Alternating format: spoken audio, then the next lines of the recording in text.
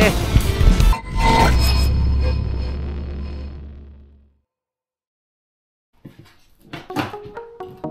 Ay, may pang-hook.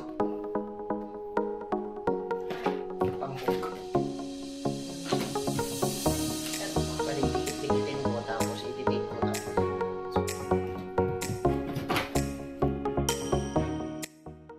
What's up guys? So, nandito naman tayo sa ating panibagong vlog. So, ngayon mag-unboxing po tayo ng ating nabiling Haybike race. So, bali ito po ay isang para matulungan tayo sa transportation papunta sa work. Siyempre, medyo malayo-layo yung pinagtatrabahuan ko. Kung dati, nilalakad siya ng almost 1 hour. Ngayon is pwede na siya buhin ng 7 minutes.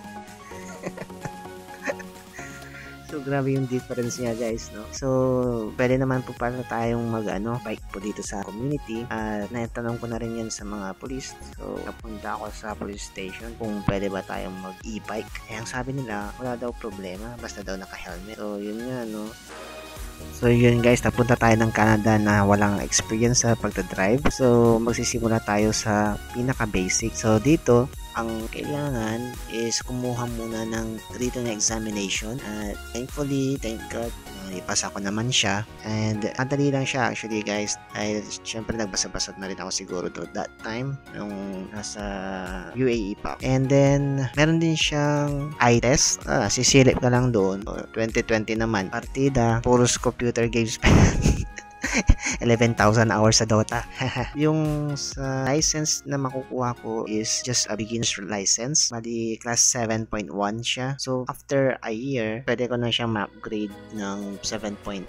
Mas maluwag siya. So, sa 7.1 kasi, kailangan meron kang kasama na class 5 license. Bali, e-bike ang binili ko dahil hindi pa naman ako pwedeng mag-drive ng 1 year ang solo, di ba? Kailangan ko pa nga talagang mag-aral at saka kung mag-drive man ako, kailangan meron akong kasama na class 5 ang license niya. So, dalawa lang kami na pwede sa sasakyan. So, useless din kung bibili ako ng sasakyan ngayon dahil meron siyang insurance na kailangan bayaran. Pero syempre, kailangan pa rin natin bumili ng sasakyan dahil necessity ito dito sa Canada. Syempre, lalo na meron tayong pamilya, no? Mahirap kaya maglakad sa snow. At for sure, hindi na to magagamit pag winter na or pag sobrang kapal ng snow.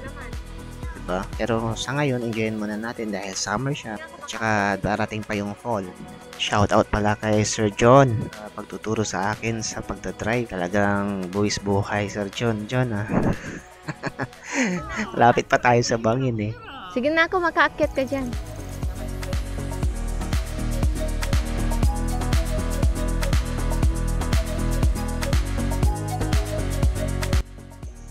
Pero grabe din talaga guys ang performance nitong Haybike na to guys. Wala akong masabi. Meron siyang 750 watts peak motor at saka 28 miles per hour ang max speed niya. So 600 watts 1 hour removable battery. Meron siyang 27.5 inches ang haba niya. And meron siyang 7-speed and front suspension. Kahit na matarik yung bundok, kaya niyang akyatin eh. Kumpara dun sa manual na bike ko, hindi ako makakyat. Tsaka ang hirap talaga. Talaga nilalakad ko na siya pag pa-incline na yung bundok. So, masasabi ko lang is sulit ang bili naman dito sa Haybike na ito. Worth $749.99 siya. Pero pag kasama na yung yung service charge is nasa 800 plus na siya. Pero sulit siya talaga guys. Walang tapon.